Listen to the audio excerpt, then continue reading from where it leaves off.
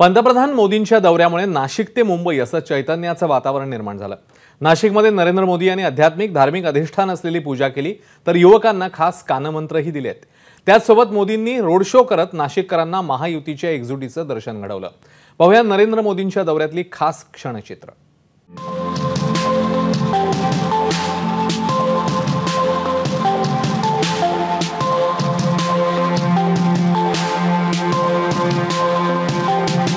भव्य road show, Kalaram मंदिरात दर्शन, गोदावरीची आरती, राष्ट्रीय युवा महोत्सवाचं उद्घाटन आणि बरंच काही।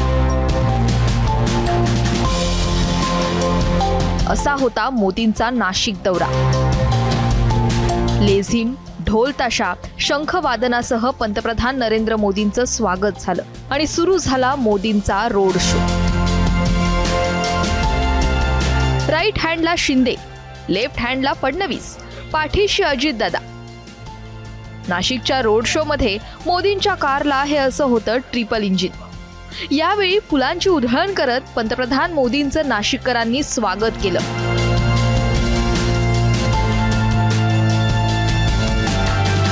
रोड शो संपल्यानंतर पंतप्रधान नरेंद्र मोदी रामकुंडावर पोहोचले। रामकुंडावर मोदींच्या हस्ते जलपूजन पार पडलं। यावेळी मोदींनी नाशिकमधल्या महंतांचीही भेट घेतली। जलपूजनानंतर पंतप्रधान मोदी काळाराम मंदिरात पोहोचले। तिथे मोदींच्या हस्ते पूजा पार पडली।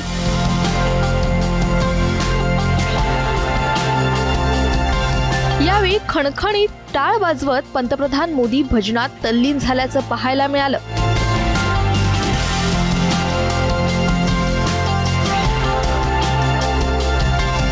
स्वच्छ भारत, एक कदम स्वच्छता की ओर असं म्हणत पंतप्रधान नरेंद्र मोदींनी स्वच्छता अभियान राबवलं। स्वच्छतेचं अभियान राबवत असताना पंतप्रधान मोदींनी सर्वात आधी स्वतःच्या हातात झाडू घेतला। आज त्याचंच दर्शन पुन्हा एकदा झालं। देवदर्शन पार पडल्यानंतर मोदींनी मंदिर परिसरात स्वच्छता केली।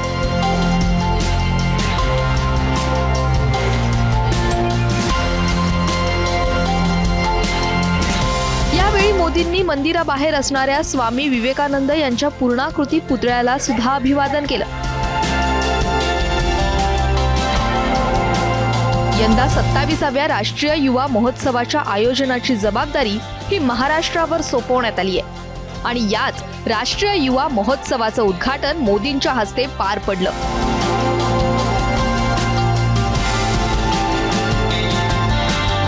आणि त्यानंतर पंतप्रधान नरेंद्र मोदी मुंबईच्या दिशेने रवाना झाले।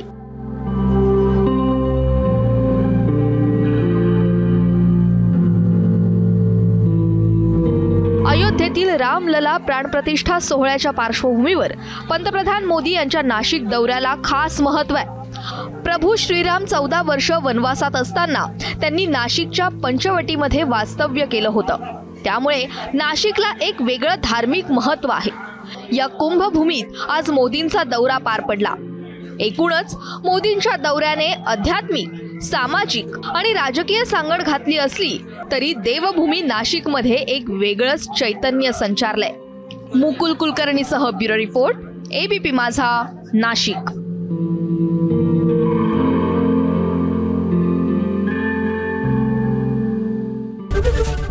एबीपी माझा, उघडा डोळे बघा नीट।